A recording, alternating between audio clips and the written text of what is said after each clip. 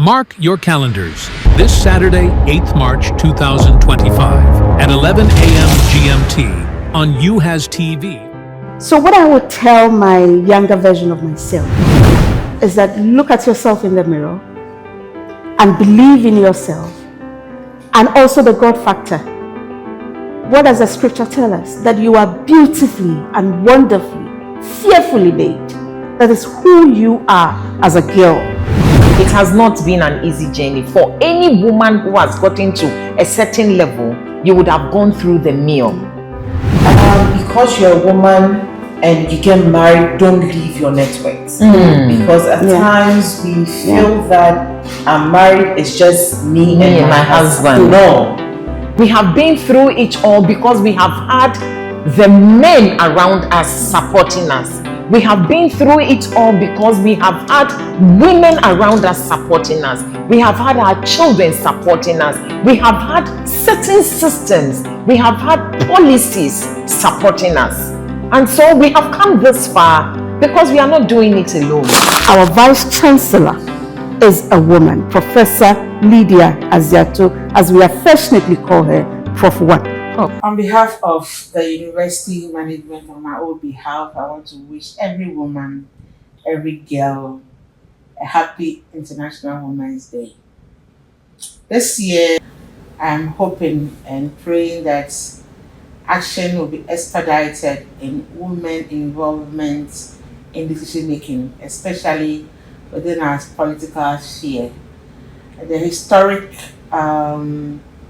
Vice President being a woman in Ghana is one that I'm very, very happy about. And I'm hoping that the women numbers within our decision-making table in Parliament, in Cabinet, in the various ministries will increase. Also, I'm hoping that action will be expedited in making sure the girl child is well educated and women are involved in most of our leadership positions, especially within our tertiary education environments.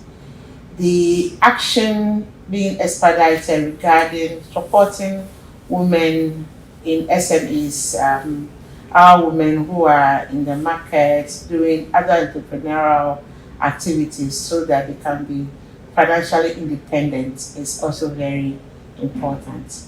But overall, within the academic sphere, I'm praying that women would rise up to leadership positions, higher education, as in their masters and PhDs, so that at the end of the day, all be qualified when positions become available.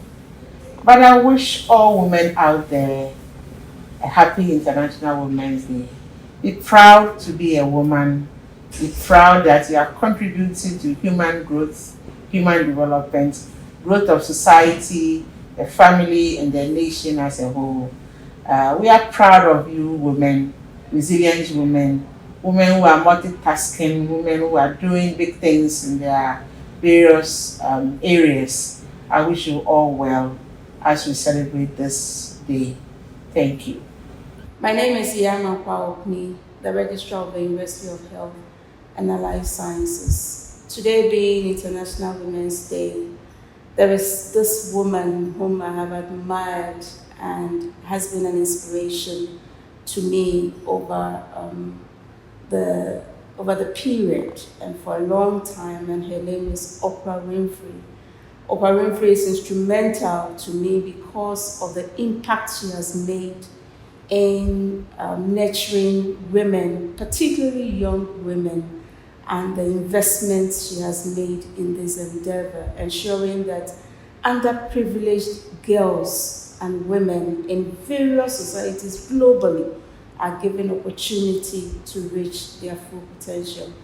And if I come to my home country, Ghana, there is this legendary Yasantua, whom I read in the history books. And from what I read, Yasantua is someone with masculine features and capabilities, is somebody that I really admire and look up to. Hello everyone, I'm Jaja Abigail Eliplain, And today I have the privilege to share with you one woman that has really stood out for me, not just in the media industry, but then for women in general. And this person is no other than an incredible Na Ashoko Mensah Doku.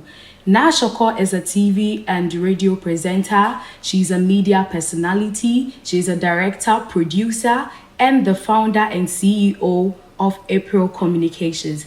She has inspired me to be focused on my journey to becoming like her and even so much more. Personally, I would want to become an actress, a health advocate, and also empower girls and women all over the world. And I already see that in her life, and she's even doing better and bigger every day. And so on International Women's Day, I celebrate Na Ashoko Mensah Doku, and I wish her the very best in her journey, even as she inspires others as well. We're from Victoria Patson, the Senior Assistant Registrar at the Office of the Vice Chancellor, Uhas. In the year that's from Kumin Besiafo, Sunday in the year International Women's Day. Namrefa Aquini, Dunama Besiafunina, it's Runkwa, Mbane Juma. Yenimide Besiafo, Bombazin Bebre, what it's some bar, wash one, wash one Juma, what two way in an way in the year. Dama wa cat one was a set it's benina at its in pakor. Na set it's besiaza, na at or many in nara. In the meeting, I be say a thing in our name, and carry me in nara. It's soon con embone juma. What may young quadro, naying ye a juma zenda may yerin in medasi. My name is Forgive Awonovigo. I am an environmental health lecturer at the University of Health and Allied Sciences at the Fred Newton Baker School of Public Health. I am generally inspired by Wangari Maathai, an environmental activist that championed tree planting all over Africa. And therefore, I also lead on tree planting exercises within and outside the university environment. On this International Women's Day, I wish all women all over the world contributing their quota to breaking the glass ceiling and being an inspiration to all other young women. Mi nombre es Magalis Lopez Cuba. I am from Cuba.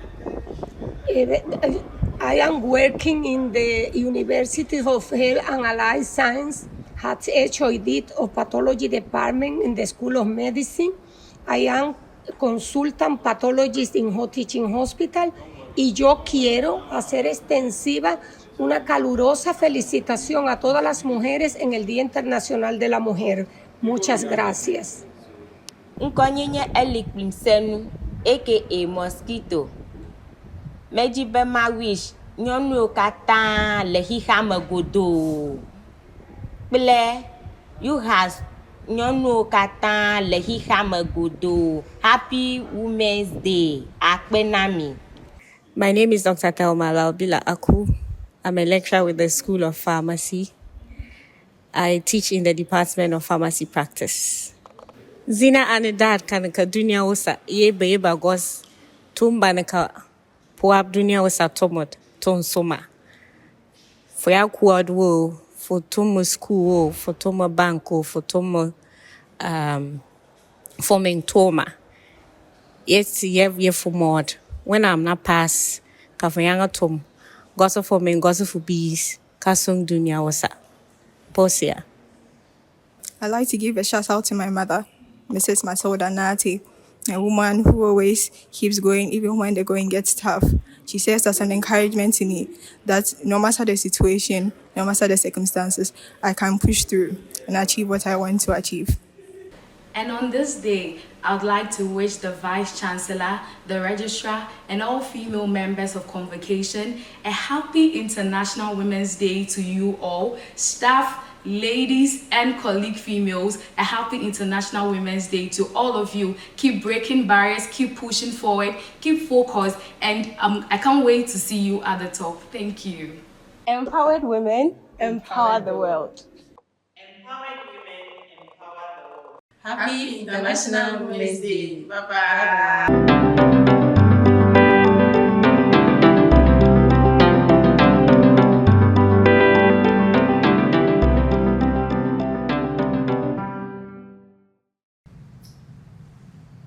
Hello. Good Good morning, everyone. My name is Dr. Mrs. Teresa.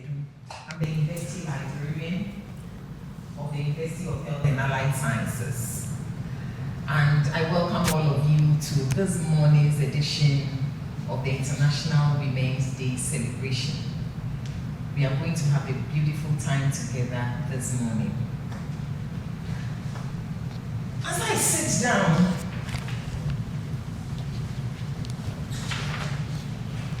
we all know the various challenges women go through all the time. And this year we are going to focus specifically on breaking barriers and advancing women in leadership. And as part of the theme specifically says accelerate action. In fact, accelerate action means that we are not just talking, we want to walk the talk when it comes to empowering women in gender equality, in leadership, in academia, and beyond. And to do this morning, we are privileged to have two seasoned women, phenomenal women, to share with us their own life stories, their personal journeys, their insights, and the strategies on how they navigated their way through their lives until they got to where they have gotten to today.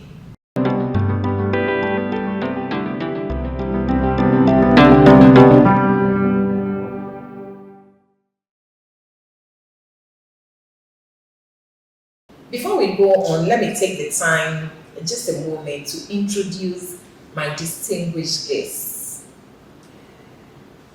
Ms. Ya Amankwa Okuni, as I mentioned earlier, is the Registrar of the University of Health and Allied Sciences. Madam, you are welcome. Thank you. She is a seasoned administrator and leader in higher education. She has played a pivotal role in shaping institutional policies and creating opportunities for women in administration, academia, and basically leadership. And it's really a privilege to have you this morning. Also, Ms. Ellen is a specialist in pelvic health and part of the urogynecology team who rehabilitate women through targeted exercises to strengthen their pelvic floor muscles. Eileen works to help women regain control over their bladder, recover from childbirth-related issues, and improve their overall well-being. She's very passionate about building and shaping pelvic health in women in Ghana. Thank you. You are most welcome. Thank you. Before we go on, I would want us to do a little icebreaker. I have a number of emojis over here. I would want you to look through them and select which one best represents you, and then you speak to it before we go on. So probably we can start with yeah. So I can pick the agenda? Yes, pick any one of them you want, any one of them, but just look through. Each one of them stands for something. So just pick any one of them you want, and then you tell us why you have chosen that one, or why that one resonates with you.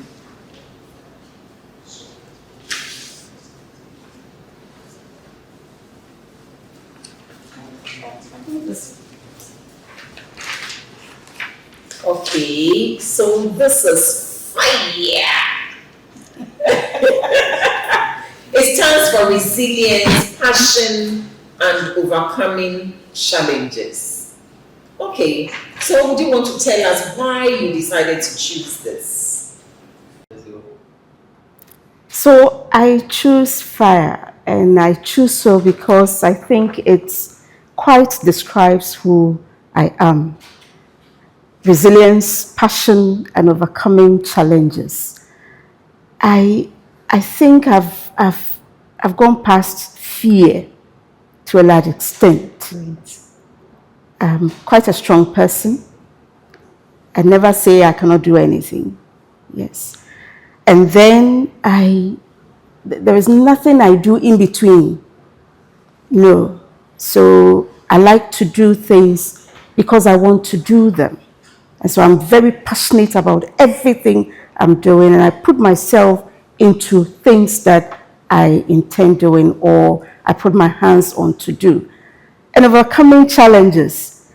I think I like exploring. And so challenges are actually not challenges to me, but they are opportunities for me to really explore, to see new things, and what I can make of what people call challenges. To me, they are just opportunities that I have to explore, discover new things. So they are really not challenges. And so I really am able to overcome, as people may say, challenges as they perceive. They are not challenges to me. They're just opportunities in disguise. I'm just uncovering them. And when I uncover them, I put myself into doing, and that's where my passion comes in. And my resilience is you cannot stop me. If I mean to do anything, I'm that strong to do things I desire to do. Thank you very much. That's beautiful. That's beautiful. That's really beautiful. So that's the fire woman for you. Ellen, can you choose one? And then you wanted to choose two. I want to choose. Okay, please go ahead. I'll choose one. I'll choose two. Please go ahead and choose two. Okay. So I want to choose flex biceps because I'm a physiotherapist and plant. All right. But I want to talk about the plant first. All right. So the plant represents growth, transformation, nurturing the next generation. And with this, I'm sure you can all attest the fact that I'm young and I need to grow. Definitely. Yes. And in growing, you need to surround yourself with the experts so that you can rise. And you have to have the quest to grow so that you can actually make change. Before you can make change, you have to go. Learn from people who have gone beyond you so that you would be able to make certain changes. We've accepted certain status quos for a long time. And then I think it's about time we cause some change in the atmosphere. And so I think the society needs some change in our system. And you can't grow alone. You need to build as you grow. So I think as you're growing, you need to mentor the youth. So then when you're not there, who takes up? And that is one thing that I desire most, mentoring the younger generation so that it can take up from us when you are not there. The same way that I'm going to take up from those ahead of you. The next generation should also find hope. So you plant these hopes in them so that when you are not there, they can move on. Then the second one is strength. You can't do all these things without being strong. And as women, as we are, we have a lot of issues, a lot of factors that fight us as we grow. So you have to be strong. And I think my journey to where I am, I have exhibited strength in my career path. And having strength means you are determined. Definitely. Otherwise, you would give up along the line. And so I'm sure as the conversation goes, we get to know what I have gone through. But then I think I'm well determined. That is why I'm at the level that I am. And you always have to empower yourself. Definitely. And surround yourself with people that empower you. And when you empower yourself, people can also empower you because they see resilience, they see fire in you. And so I think The biceps is also something that you can't do without when you're working out. So if I'm building strength, I need my biceps. Definitely. So I can't do without Without them. Leg biceps, plant. I'll choose these two. That's beautiful. That's beautiful. So, ladies and gentlemen, we have two strong ladies here. They've told us why they chose the various emojis they did. And I think we are poised to move on to the next action for the day. Yes, ma'am. We have heard from both of you. Both of you are women in leadership. And there are a number of issues you may have come up with in the course of your work as leaders. I would want to know, Madam Registrar, as someone who has held various roles, in fact, multiple leadership roles in the university system or university administration, what would you say are the challenges you have really encountered as a woman in this space? Because you know that a lot of these spaces are actually male-dominated spaces. You know, so what are the challenges you have encountered and how have you tried to overcome them to get to where you are today? Thank you very much. So one of the main challenges which I have encountered over my period of work in the various roles, as you have rightly said, is the minds of people quite not unsure, some people not unsure whether she'll be able to really perform at the roles that she has been, and particularly in this role as a registrar. So some people, even though they know my capabilities, quite well unsure whether I'll be able to perform at this level or not. Essentially, what women have faced, women leaders have faced in male-dominated institutions. But I must say that in academia, especially counting for some recent years past, we have seen women at the helm of affairs.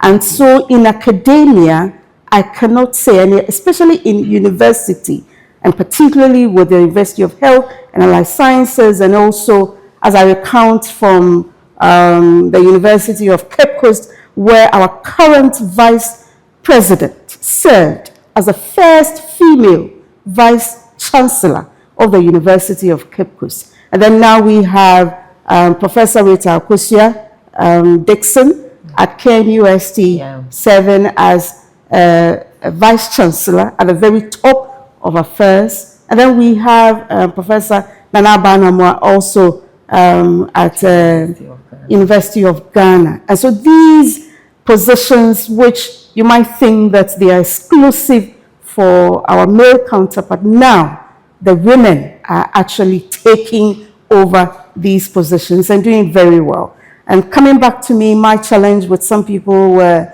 we should be able to do the work being a female and actually knowing who I was. I think I have surprised them. And so those challenges are gone. But sincerely, there are other challenges where we face as women, where we don't have a lot of women who have led such positions. And so you do not have a lot of people kind of mentoring you into these positions. So that's quite some of the challenges. But I think I have overcome those challenges. Yes. Thank you very much. How would you say you overcame these challenges, just in a sentence or so? So I've done it because I believe in myself. Okay. I actually know what I can do. Believing in myself. And also, leadership is a lifelong learning process. It's a process that you need to acquire skills and competence, because they are new roles. And so when you get into them, you need that knowledge and skills to be able to deliver. And that is what I never cease doing. Reading, acquiring different certificates on how to be a good leader and how I can make impact. And so that is what I have done. I've also had the benefit and privilege of having a wide range and a myriad of mentors. And this one, I will not say limited to only women. I have mentors, both male and female mentors, who have actually helped me and guided me on this leadership path. And that has been very, very significant. Yes. That's beautiful. That's really beautiful. Ellen, I wouldn't say your area is a male-dominated area. I know you are into women's issues and all that. Sometimes people say things like women are their own enemies. Women fight against each other. And so I believe you would have had quite a number of challenges getting into this space and getting to the level you have gotten to. Of course, when you were talking, you indicated the fact that you are young and growing, you know. Have you had any challenges, or it's been all rosy and good and you're getting people to push you along and all that? How have you managed it?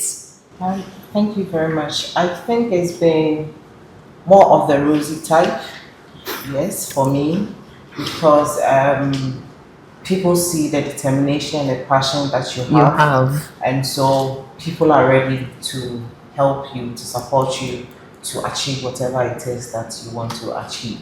Yes, you will get women being a little envious, but I don't pay much attention to that.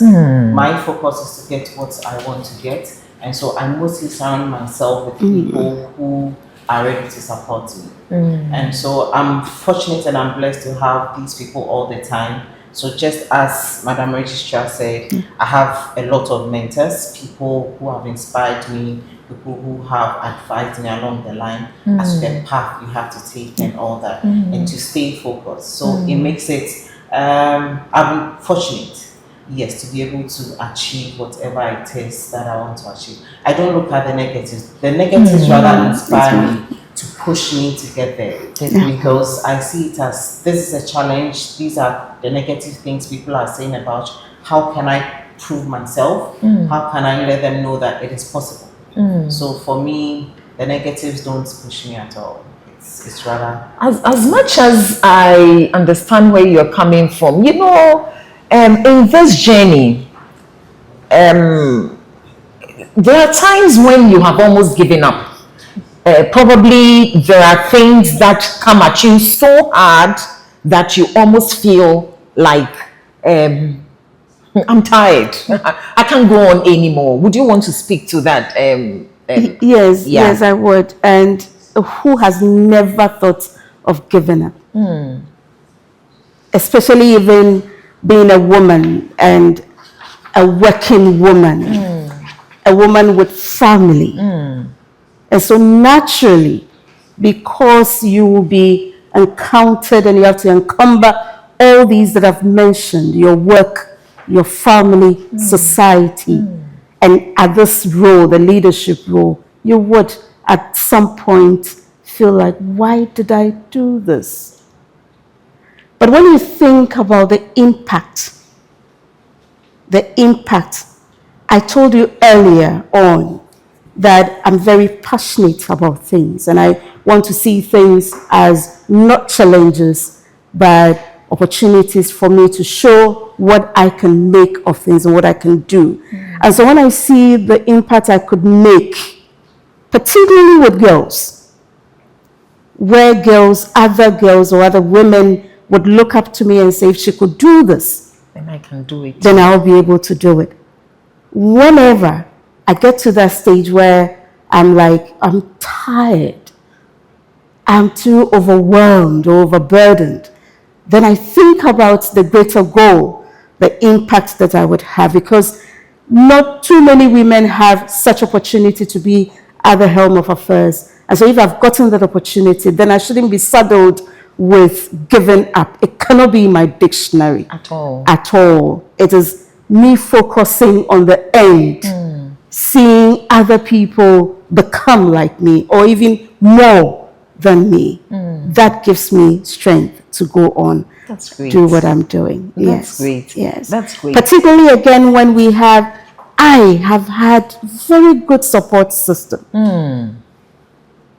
I have two ladies who have become my handbag and my handbag and my purse. Thank you. My handbag and my purse. Okay. And I have such strong my extended family are like what others would have as their nuclear family. My extended family we are so together. One's problem is another person's burden. Yeah. And so we share our joys, we share our challenges, we share all our difficulties, and that actually reduces the burden for you wanting to give up. The support system that I have enjoyed with my immediate handbag and they are my children, but they are so close and they actually give me the support that is overwhelming, that I need. And then I have my family and even my working, you yourself. So I really, at a snap of a finger, there are people that I can actually call at midnight to do things, and they are readily available. Anytime I need assistance, I really have my colleagues, my staff, my subordinates. I really have built that network. My superiors, I really have surrounded myself. And so whatever need, is it an advice to do something? Is there somebody to watch over my back? Is there somebody to delegate some portions of my work to do? I'm really covered. And so that has really helped. That's really great. That's great. You know, as much as we talk about the resilience and the networks and all that, I think that at a point in time, we need to have policies that support women in leadership, that support gender equality. You know, have you had that opportunity to contribute towards such a policy, or probably even benefit from such policies? Or do we have policies that are rather negative towards women in leadership? Ellen, you would want to speak that, but I believe that Registrar would want to speak to that as well. But you would want to mention that. With regards to that, for now, I haven't had any, but one policy I think should be established is mentorship, because we need it to grow.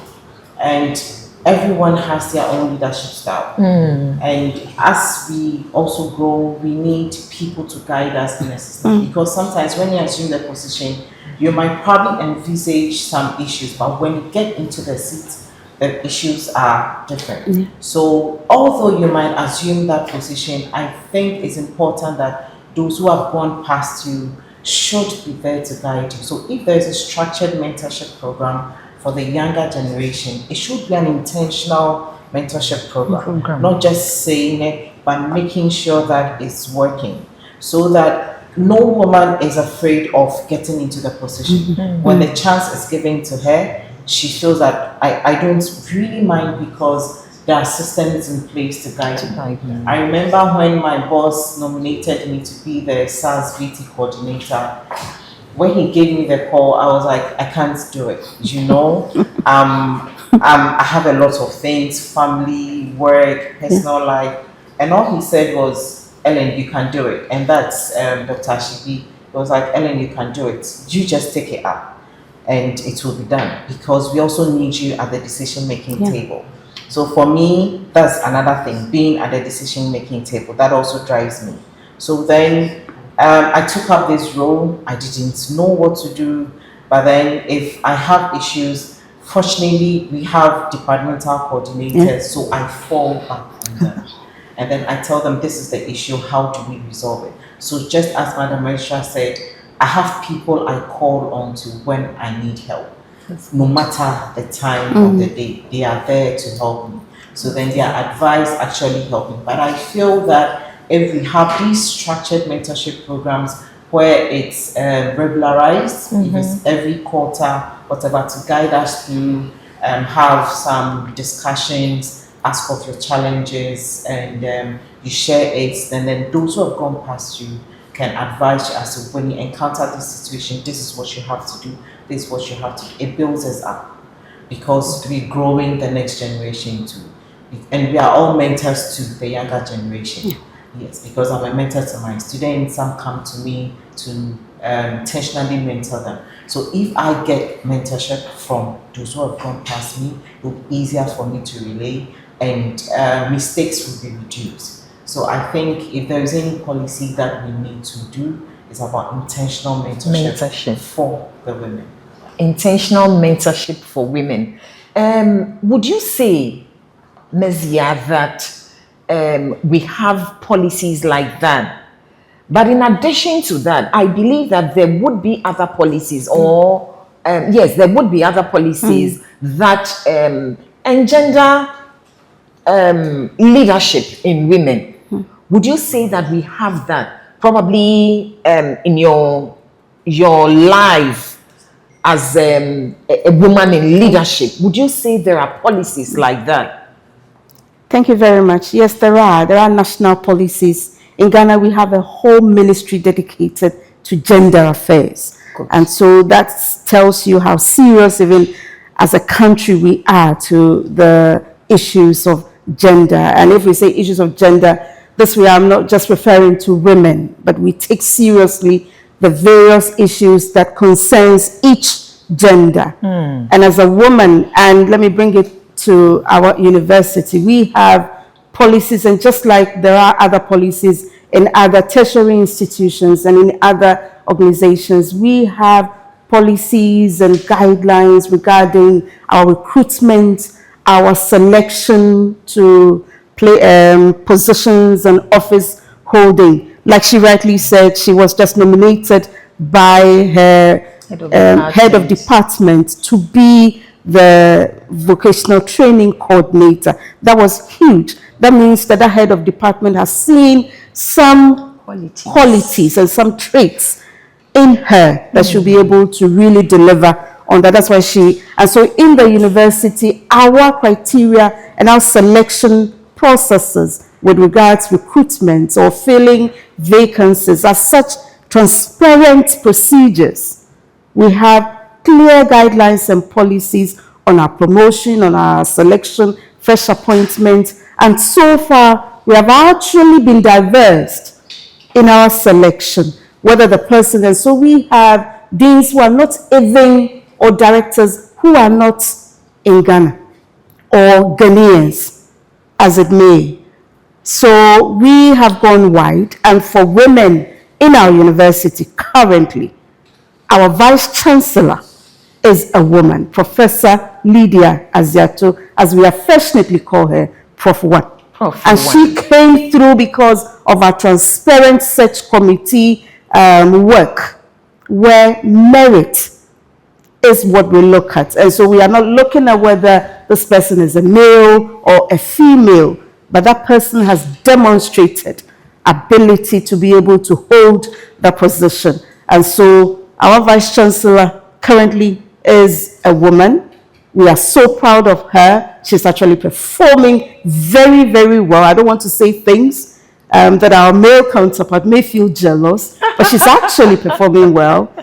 The Pro-Vice Chancellor is a male. I, the registrar, I am a female, very proud.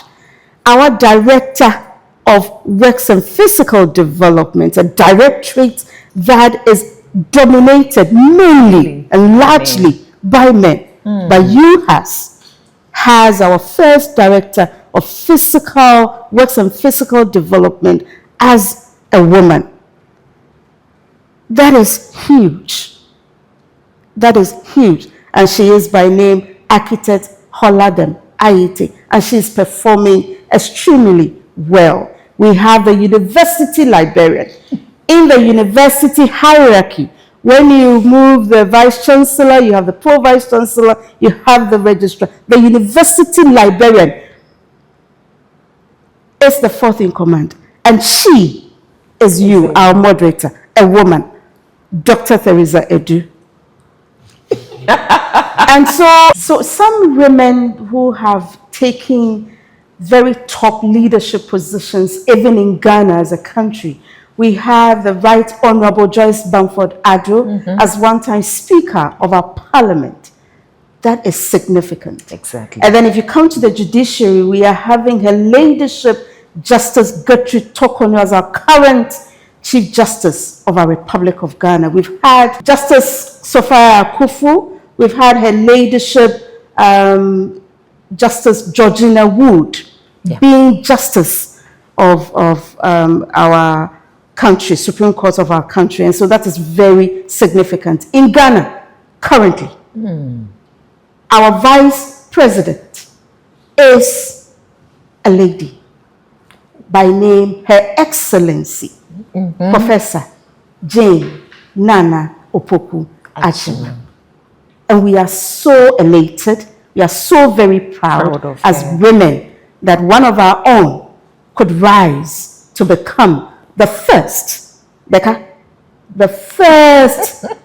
Vice President of our dear nation, Ghana. So women have done well. There are national policies, and our policies have quite been transparent, except that as a nation, I would have loved to see our parliament filled with some more women. But it will take, like you asked, some direct and deliberate policies that we are giving this quota representation to women. And so those constituencies can only be filed by women. In fact, that brings me, not to cut you, that brings me to the issues of strategies we can put in place, probably as a country or as women in leadership roles. What strategies do you think we can put in place to ensure that we have that kind of gender equality? And then also, what role you think our men can play to ensure that there's that gender equality? Ellen, I'm sure you would want to say something briefly on that. Yes, I'll pick it up from the last suggestion. I think the men should willingly volunteer women and suggest women for these positions. Yeah. Again, just like my HOD did at that time, he suggested me. Yes, there were other men in the department, but then he felt that let's give her a chance for her to assume this role so that she can also push things forward, for her to also grow as well. So we need to deliberately pick our women and then put them on the spot. He actually put me on the spot at that time. I didn't know what to do. Although I was serving as the departmental vocational training coordinator. But then I think this is a broader scope. And the men should be there to support, because naturally for them they are leaders. And then we support them. But then they should be intentional to actually groom us. My journey into academia really started with Prof. E.K. Redu. After school, he actually called me and said he wants me to be a lecturer in future, and so I should follow him to Uhas. And I did. I have never regretted it, and I want to say that God bless him so much for this opportunity. If it hadn't been him, I don't know how I would have navigated through the whole process. Yeah, God bless you. And for the women to, again, we should be intentional to pull ourselves along, because if we always go by our own enemies, we'll never grow, because we always have the intention that let's see what she'll do when she gets there. And I think it is not a good thing. But imagine if at the decision-making table it's all women and just one man, and just 1% man, and or male, and then the rest are females, and we are deciding for the interest of women. And this is so because there we know our faults, we know our weaknesses, and we can come together to make decisions to favor us. So I think intentional mentorship, intentional decision making to favor us and to pull us along would really go a long way to help us. And also networking, intentionally networking. We won't pull ourselves down. We should rather pull ourselves up, because if you realize that she helped me get there, this woman is there. Just as Madam Registrar said, we are proud of all the women who are out there. I actually look up to my auntie, her ladyship, Joy Mensa Bonsu, so Henrietta Mensa Bonsu. Yeah. So anytime we go for family gatherings and then she's there, I'm elated.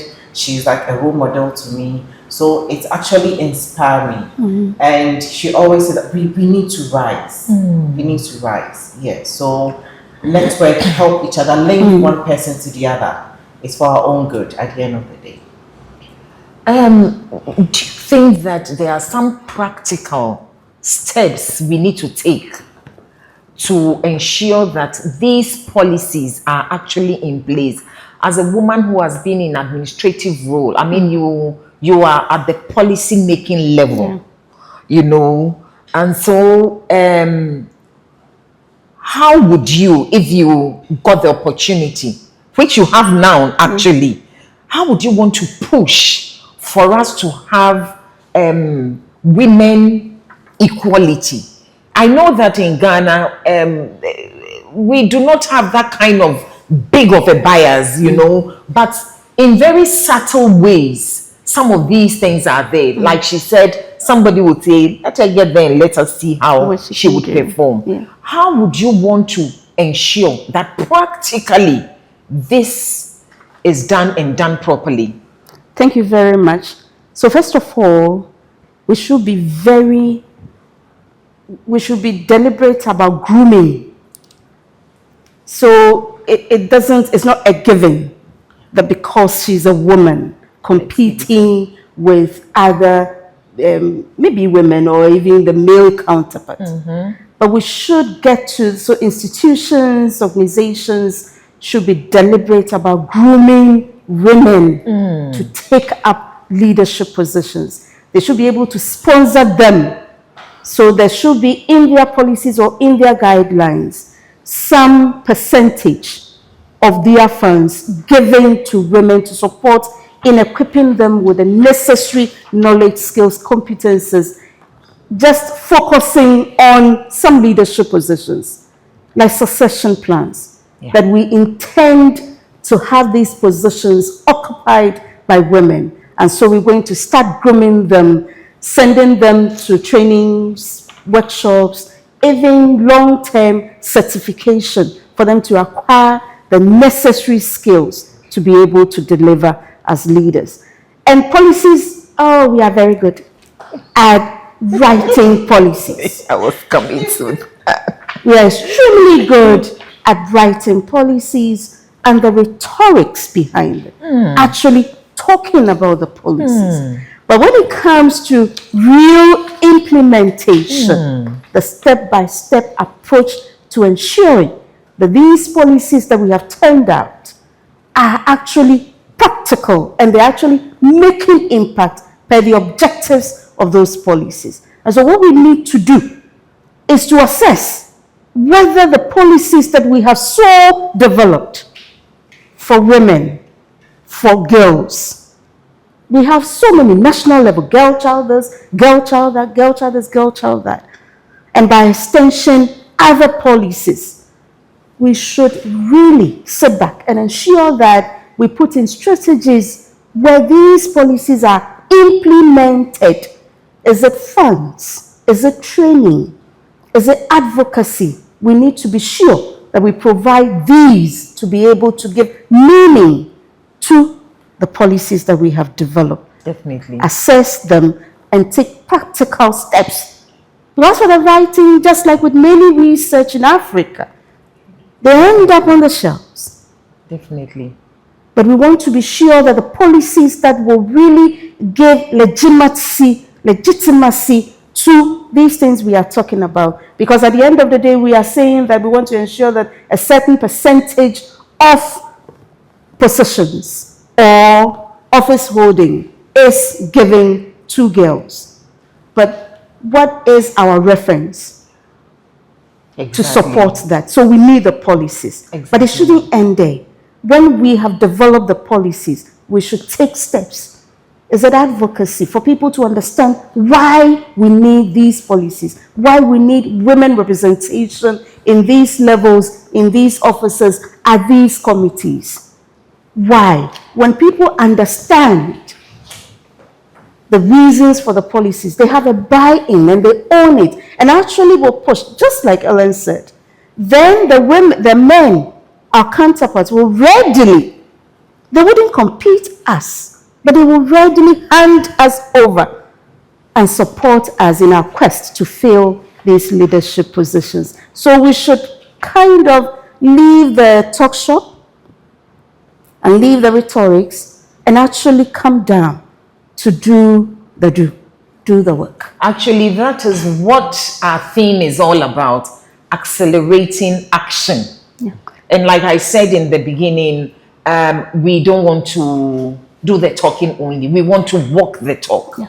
And I think that you wonderful ladies have given us a lot to chew on, actually. But we also know that as a woman, you are not a one-sided person. You are not only meant for work, kind of. Yeah. You have families, you have your health, you have your probably some side job you're doing and all that. I would want to know, how do you create that balance? I mean, I know that a lot of women do a lot of multitasking, you know, but how do you balance your life as a married woman, as a wife, as a mother, as the cook in the house and all that? How do you create balance? Ellen, you want to start with us? It seems like this is a very interesting one, eh? Very. I think I can talk about this the whole day. Wow. Yes. Yes. I'll try and summarize. Please do. Yes. It's difficult. It's difficult. It gets overwhelming, but I think it's a support system. For me, the support system has been phenomenal. From my husband to my siblings, to my parents, and to the team that I work with. So with all these people in place, the work looks light. It looks easy for me, but then they take much of the load, and then it feels light for me. And so because they take much of the load, they empower this, they buy into the vision. So they are always empowering you, motivating you, trying to take the load so that you can push forward. So I think my husband does a lot of things at home for me. When I'm under stress, he knows. So all he says is, I know you're stressed. So I don't want to see you stressed. You live it, and then I'll handle the rest. So he actually takes care of the kids better than I do. Wow. And they listen to him. For me, I'm their classmate. So when I say one, they say 100, which is a norm now. But then he's able to handle them well, and they take a lot of stress from me. And so when it comes to work, it makes it quite easier. He's like, focus, because that's what you have to do. Then my siblings, I will give them a thumbs up. My sister, my brother. So I think I can mention their names. Sure. Please go ahead. Kukia, and then Sami. My kids call me Uncle Sami. I think they've been very phenomenal, because when I'm tired and I need a break, I just send the kids to them. Then I can focus and rest. Or they even come in to help. Or they're like, is it vacation? Do you need rest? Come for them. And then, or I'll come for them. So they just drive, come and take them. Then I can have time to rest. So I'm able to then do work effectively. And parents are also there to motivate you, because they are ahead. They've gone through the process. But I always say that they should have advised us well. They didn't go into details. They just tell you that go into it. It's okay. It's fun. But they never tell the complexities that you have to multitask. You have to create a balance, and it's kind of difficult. And if you have a good team to work with all the time, you can always delegate tasks, and then it becomes easier. So you don't end up burdening yourself with everything all the time, because people are there to support you. So with my role as VT coordinator, my team is very good at individual departments. My department physio, the faculty I work with, I think they're also phenomenal. And so they support us. They know that you're a woman, your workload is much, and so they need to help you. Yes, they'll give you leadership roles, but then they'll be there to guide you through the process. That's beautiful. Notwithstanding that you have a passion. So as a physiotherapist, as a lecturer, I still bake. So because sometimes you need some break, something to take your mind off the daily stress. So I stand in the kitchen. People say baking is stressful, but I see joy in putting the ingredients together, bringing up something good, and mostly, or most important of all, your kitchen smelling good. So you just enter and then the whole house is filled with good aroma and flavor and all that. So I think getting hobbies and then getting good support system has really helped me balance this whole thing out. I'm not there yet. I'm still learning. I admire her very much and I want to get there. So I think when I see great women like her, it inspires me very much to know that you can get there. Yeah. Just push yourself. Definitely. Thank She you. said you can get there. Yeah. I know you, for instance, you have some grandchildren already, young woman with grandchildren and all. How have you managed it? How have you balanced it? And when I'm talking about balancing, I'm also looking at not only work and home and family, but your personal development as well, your health, your everything about you to make you looking as glowing as you are. Okay. How have you done it? All right, thank you. So I will start from being a single mother. Okay. So being a single mother, leader, or a working parent, and then having to occupy the positions that I've had to occupy is extremely, extremely difficult. I can imagine. But there is joy also in it. So my aim is to put myself into it, my whole being. So there is nothing partial or I want to do this, I don't want to do this. Because I have to take care of basically my family, take care of myself, and be responsible at work. And I have done so very well to my understanding and by my own estimation, done so very well as a single mother. They are lucky. He mentioned my husband is there to support me. My husband, very, very lucky. So consider me as a single mother having to take on that dual responsibility of parenting. That is huge. And so if you don't set boundaries, so for me, I choose programs that I would attend. Exactly. I choose activities that I would do. And I always take good care of myself. So I still walk.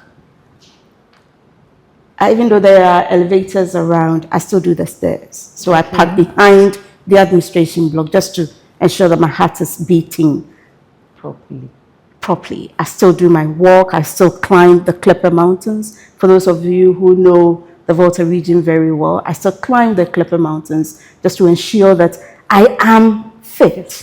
Physically fit for the things that I have to take care of, because I have to take care of a lot. And as you mentioned, I don't only have my handbag and my purse, that's my children. They have given me 3 strong grandchildren. Wow, that's great. And so I need that kind of frame to be able to manage my home and to have a balance so that my work is not suffering, my health is not suffering, and then my home is not suffering. I have been deaconess at church and taking on various roles also at church. I'm very passionate about socializing, being with friends and just whiling away the time, just to have that psyche to be able to deliver. I told you earlier on that that my family and my colleagues have been so helpful in my journey in terms of resources. So I don't have to do it alone. I just send my children's fees to a friend or a colleague and demand. I don't request, I don't appeal. I demand. I demand that this term's fees is on you. But because of the relationship that I have built with them, I had colleagues at school when I was doing my second degree who would, at weekends, just cook, and they would do the stews and they would do the soups and just package and bring to me without asking. Beautiful. But it is relationship. It is what I have put in that is giving me that, reciprocating that gesture back to me. So they've been so helpful that at any point, my mentors, my colleagues, my family, both nuclear and extended, my church people, everybody is on call, especially when it comes to Antia. At any time, people are available. As I cannot fail. You cannot. I cannot fail them. You cannot. I have these people who are looking up to me such that I don't have room to say I'm tired. I have to deliver to make them proud because they believe in me as much as I believe in myself. First, I'm so confident in myself. I don't know how I did that. I don't know how I got that. But I'm so confident in myself. I'm so fearless. Sincerely, I'm so fearless and so confident that I always am able to do what I ask myself and what I tell myself I will do. But at home, nurturing my 2 girls. To take care of girls is not easy. Yeah. But I could nurture my girls to an extent that when I gather their provisions for school, my girls could tell me, no, mommy. So by the time I know they are putting some aside, that let me leave this one. When you are coming on a visit, if I take it to school, they will eat it. So when you are coming on a visit, kind of they have understood the situation that we are in as a single parent. So I've always led a very modest life and a very balanced life, giving priority to what needs to be done.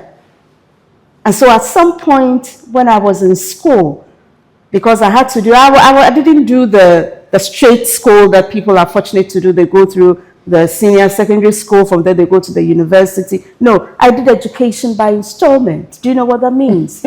So you do, and then you hold on, or you work, and then go further. Get a little more money. Get a little more money. And then you go and then on. You go on. And on. And so I started as a teacher, and then from there, I then did my first degree and my second degree. Education by installment. But in all that, I had the people who helped and who guided me to be able to see me to this. So getting a very good support network, people that trust you and you can trust to leave your children, to leave your work, to delegate responsibilities. I have my administrators who work under my office, and they are so very good that they are able to help deliver on their mandate as far as work is concerned, because I like to really mentor. Before I assign you to do something, I would have told you, do it this way. This is what it takes to be able to do this. Give me this result. So I just don't ask you to do things. I give you the training, I give you the mentorship that you need so that I can quite sleep when I give you work to do. I can rest and focus on other things. So really being able to manage all these people, giving them the necessary tools they require, and building solid relationships. I think building the issue of building solid relationships is something that really resonates with me, because I realize that a lot of women thrive on excellent relationships. And from what both of you have said, you have come this far because of the excellent relationships you've had. You know, so for every woman out there, I think that we need to be each other's keeper. We need to check this issue of pulling people down and competition, unnecessary competition. We can only get to the level or reach our full potential as women if we support each other, if we push each other up. Unfortunately, in Ghana here, I think we have quite a good number of men, probably men who are not that enlightened, are the ones who would want to pull a woman down. But most of our men are men who would want to push the women around them up. And I think that we have been fortunate. To round up, what would you want to tell a younger version of yourself? Probably something you think you should have known before coming to this age. Something you want to tell a younger version of yourself. You talk, for instance, Ellen, about students coming to you for mentorship and all that. Ms. Ya has also talked about mentoring the people she works with and all that. I would want to know a younger version of yourself. What would you want to tell them? Something you probably knew or you wished you knew before this time. What I would tell them is take time to grow. Okay. What does that mean? The generation now is they want to acquire things fast. They want things very quick, but then you need to grow under someone.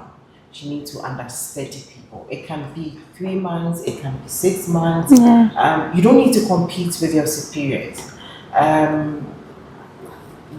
Look at how they do things. Just as Messia said, if she taps you to do something, it means she has trained you to do it. The same thing with me.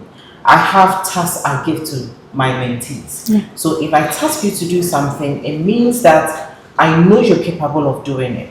And it's because I have taught you how to do it. And you can only do that if you are ready to learn.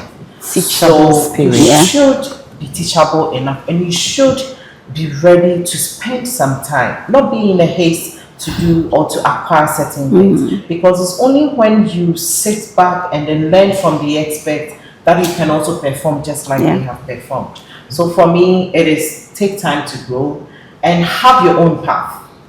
Because you would want to be like us, but then their path is different. What she went through is different from what I am going through now. But the ultimate is I want to be at the decision table. That is for me, so that I can make change. How you get there as a younger version of me is different, but maybe we might have the same goal. Know the path you want to take. Don't try and follow my footsteps. You might probably crash because my resilience is different from your resilience. I'm super determined. Unless I decide not to do it, I'll do it. I'll make sure I get it done. That is me. And so, and you might probably not be able to accommodate the pressures that I have accommodated. She spoke of 2 single mother. I have 4 at this level, and it's a balance. 2 boys, 2 girls, and they can cause trouble. They can turn things around. So the exposure might be different. But then you should know that this is the path I want to go and I want to follow this. But then guide me through it. How do I achieve it? Then the person can take you through. But don't try to be like, she did this at this time, so I also want to get there at this age. She acquired this, I also want to acquire that, because we all have different paths and then different things to go through. And you should always trust God. That is one thing I can say. Because growing up, I think GSS, SS, I laid before God the things I want to do. At this age, I want to get this. At this age, I want to get that. At this age, I want to get that. And I should say He's giving me all that. Beautiful. Beautiful. So, if you come in like you want to be like me, I ask you, who do you want to be? You want to be like me anyway, but what do you want to achieve? Lay it down, write them down, talk to God about it. Then He can order your steps, because He will give you helpers at every point in time. And I am fortunate to have gotten that. And I can talk of Dr. Augustina Parker, who was like, Ellen, no, I think you're staying in the university system for too long. If you want to be a faculty or a lecturer, you need to do your master's. Yeah. And I'm like, by that time I had 1 year. I had two. 1 year difference. Well, I think it was one, and then one was inside or something. There were two. So one was very young, and the other was 1 year and something. So I was like, how? She's like, don't worry, just stand by the wall. He took a picture of me. Then he's like, the application forms are out. Just fill the form. So I filled the form. Great. And then he gave me a topic to submit. Then And this is a man. Yes, this is a man supporting you. He coached me on the questions you go and meet at the interview. This is how you need to answer them. When they ask you questions about your research work, this is how. And through my project, it was him. Data analysis you give to people to do. Augustine was like, Ellen, no, you can do it yourself. Yeah. And Augustine taught me, no matter the time of the day.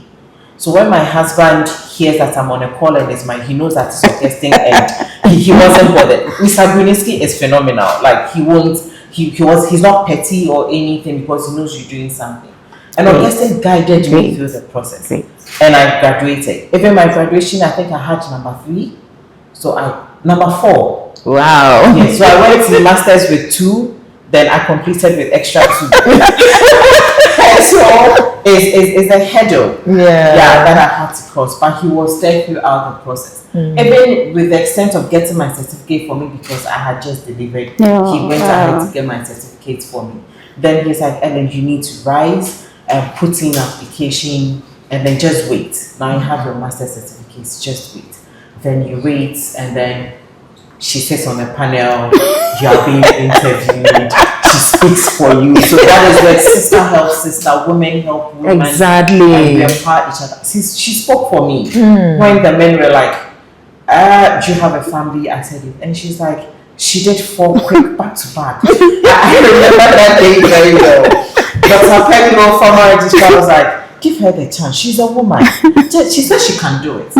Then another person says, you are being over ambitious. And she's like, ambitious or being ambitious is good. Yes. Yeah, there's nothing wrong with it. She says she can do it. Give her the chance. She will enroll in a PhD program. She says she'll finish. And she says, you don't know her. She can do it. And here I am.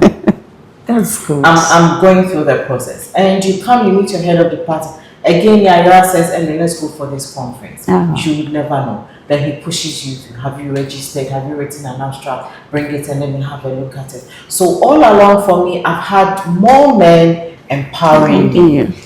And so I would also tell a younger version of me that because you're a woman and you get married, don't leave your networks. Because at times we feel that I'm married, it's just me and my husband. No.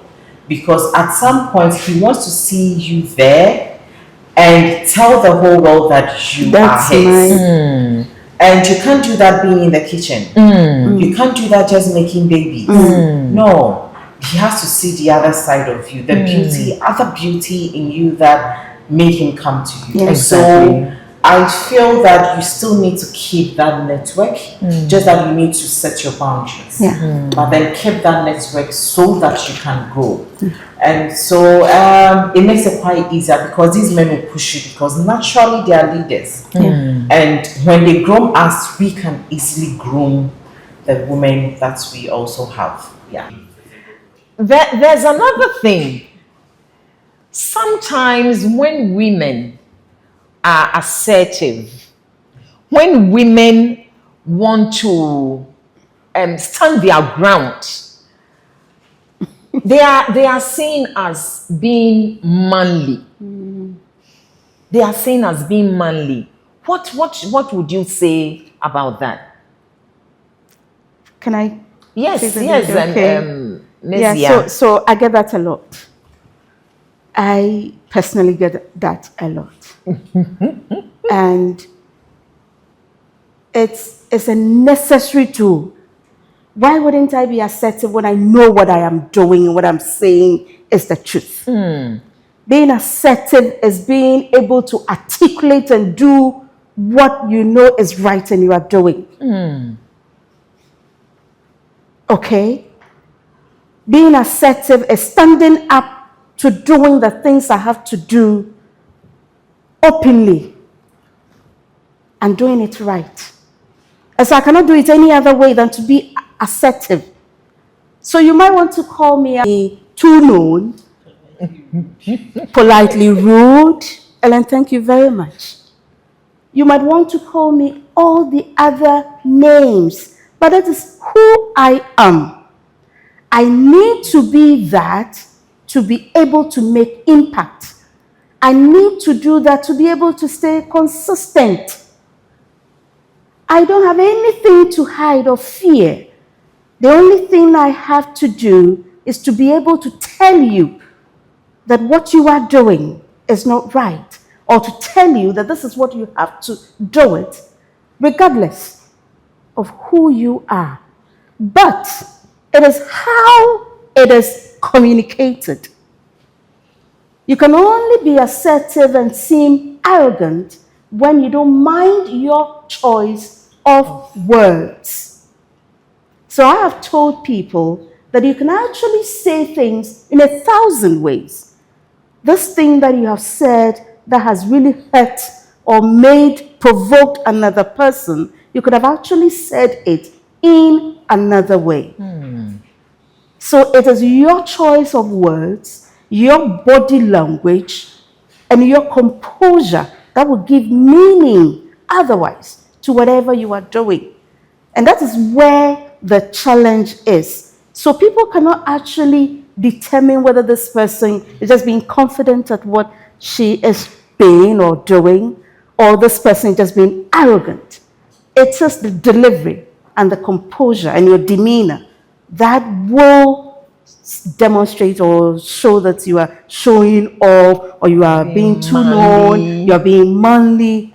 But as a single parent, as I have already told you, and as a person who has to take on all these roles, and now as a registrar, if I aren't assertive, I will fail. What else would I be? Again, what we need to realize is that a character trait is something that you build, is something that should be you, is who you are. It is not something that you call for. No. It is you being who you are, standing up to what you believe, and actually articulating it, regardless of the platform, of the person, and of the situation. It is a necessary tool that any leader evil. A necessary. I wouldn't call it even an evil. It's not an evil thing. It's a very that I would advocate for anybody, because I tell you that it's not just being at the helm of affairs that makes you a leader.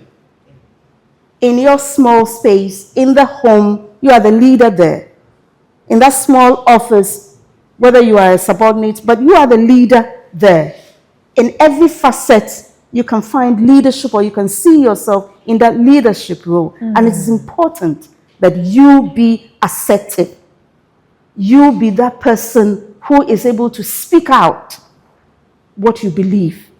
And you can only do that with that confidence when you know that you're actually speaking out, or you're actually doing what is right and what will serve the general good. Exactly. There are things that are right, but it will serve very small minority at the expense of the general good.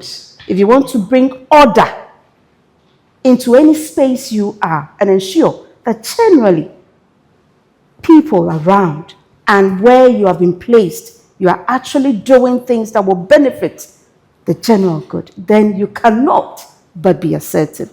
It is non-negotiable. Not at all. Not at all. And so for those who see us as manly, I have been called a man-woman because I fix bulb, actually.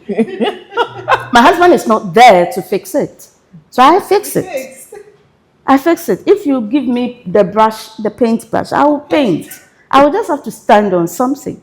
I actually stand on things to remove things up there. I've taught myself to do that. So manly, all right. But manly in a positive sense. If you are doing it well, and you're actually communicating well, choosing your language and your words, mindful of the feelings of others, and even the interpretation. Because communication is really not complete when the other person has not understood.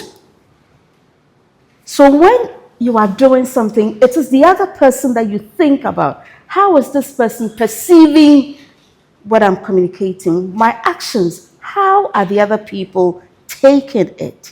So you have to work on yourself and do it well. And then you can be just confident, assertive as you may call it, and just be you. But it is necessary that every leader be assertive. Be assertive. Yes. Ellen, you've had the opportunity to be assertive before. Yeah, because I see it as a chance for growth. Yeah. Because just as she said, we are leaders in our own ways in several facets.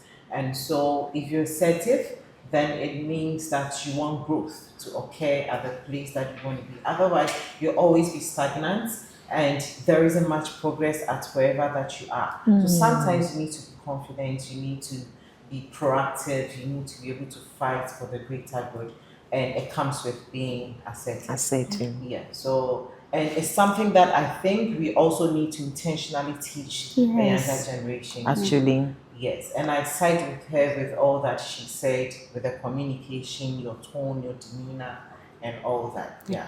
I think one of the things we haven't done too well is to teach our younger generation to be assertive, especially our women. Because we have this general, it's a cultural thing. Yes, a cultural thing. This general knowledge or thought that if someone is assertive, then the person is disrespectful. Yeah. You know, but like both of you said, we need to teach our young women especially to be assertive. That is what will take them where they need to be. Otherwise you can't. You'd always Exactly. oh, it's okay. I don't want to hurt this one. Yeah. I must step on the toes of this one, so I will not do it. But sometimes you have to. Finally, a few words on a younger version of yourself. What would you tell them? Good. So, the God factor, you can't do anything about it. And so I don't know whether you still remember the SU, Scripture Union. Scripture Union, I don't know whether, are they there? Even though I subscribe to, I give them, I subscribe to some of their provisions. But I don't know, are they actively? Very actively in all the schools. In all the schools. And they're actually genuine? Yes, very, very. I hope so. And so as a child, I was born into a Christian home. And it wasn't just because you were born into a Christian home. I kind of really knew God. That's why I say I'm fearless. Fearfully and wonderfully made. That resonates with me. And so right from childhood, I've really carried myself as the king's daughter, even though my parents didn't have. Nyame baneme. I don't know. And so I naturally have everything. I have control of everything. I believe in myself. And so what I would tell that kid girl is that look at yourself in the mirror. You are strong. You are intelligent. You are fearfully and wonderfully made. You have everything you need to become what you want to become. Dream. Don't be limited by your family circumstances. So it's like, oh, I have this small family. My mother is this, my father is that. And so you leave some kind of dreams for others to dream. No. You are wonderfully and fearfully made. That should be at your subconscious. And as you look at yourself in the mirror, believe in yourself that you are that most intelligent, most confident, most capable person, most endowed with everything. And particularly with girls who feel that they are not beautiful. So there are girls who they look at the others with their big eyes, with that nose, that pointed nose, and they think that they are not. No, no, no, no, no. You are not looking at the physical features. I'm telling you, look at yourself within you, that you hold some traits and capabilities that you have no idea. Just allow yourself to bring out those. And you can only do that through education or apprenticeship. So the God factor, the training or apprenticeship. So it's not always the formal training, even though it is necessary. The amount of money I'm paying for a cover and a slate these days, I don't think the person who is being paid by government is getting that. And my seamstress, I'm in a queue. Except that because of me, I'm given a priority. Otherwise, you go there and you have to join a queue to get your things. So it's not just formal. Wherever you find yourself, if it is apprenticeship, that you will get some skills and knowledge. Because you have to be self-independent. That is very, very necessary that I would tell any young women. Don't think that, okay, I'm going to school and I will end up marrying and my husband will take care of me and all that. They are okay. They are good. But if you were me, who lost a very handsome guy at 7 years of marriage, so I just enjoyed him for 7 years. I did get married, but that was in the end. Married, the person left. And when the person left, if I had not, so the person left when I was a teacher. And like she said, I was a teacher, I was a trader, I was a baker. So if you didn't have those other things that you were doing, and essentially that one thing that could supply you with some consistent salary or something that you can really fall on, then you are going to really be very, very sorry and miserable. So what I would tell the younger version of myself is, one, God is real. So what I would tell my younger version of myself is that look at yourself in the mirror and believe in yourself, and also the God factor. What does the scripture tell us? That you are beautifully and wonderfully, fearfully made. That is who you are as a girl. And so with that knowledge and understanding and belief in yourself, and knowing that you are wonderfully made, fearfully made, one person in all, that you have potential to do anything because your Father is Christ Jesus and God himself. You don't have any problem. That is what I would tell my younger version. And two, to tell that person that you need skills and competence and knowledge to be able to be self-independent and do whatever you want to do. And so it is necessary that if it is formal education that you want to pursue, if it is apprenticeship that you want to also chart that path, to gain the necessary skills and competences for you to be able to be independent. That is very necessary. So that at any time you can provide for yourself and also provide for the people around you that need to be provided for. Again, I will tell my younger version that she is so beautiful. Forget about those with the pointed nose and the round eyes and all those girls with those fussy and those things that they wear and they parade around. That you are wonderfully and fearfully made. You are one of an exception. If you have that knowledge, you go out very confident. You are not looking at your shoulder because you believe in yourself. And two, you should always know that other people matter. Be considerate of others around you.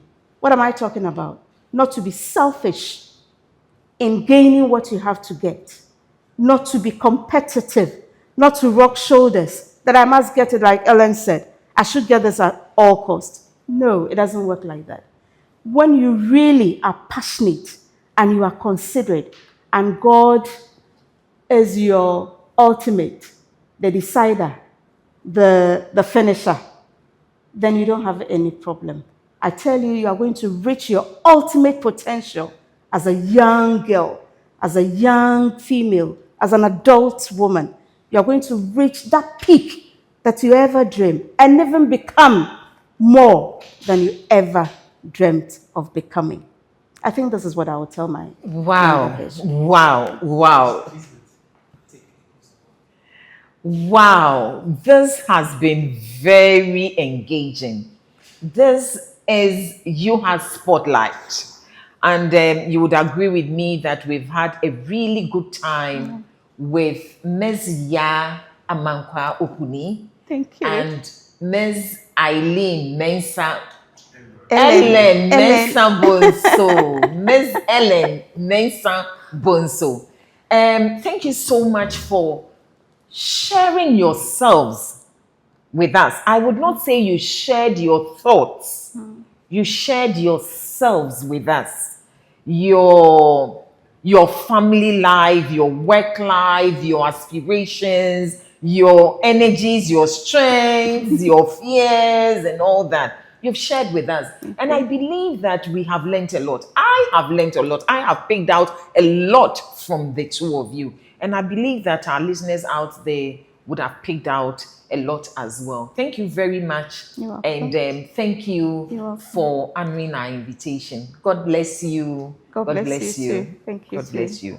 Okay, so ladies and gentlemen, I think this has been awesome.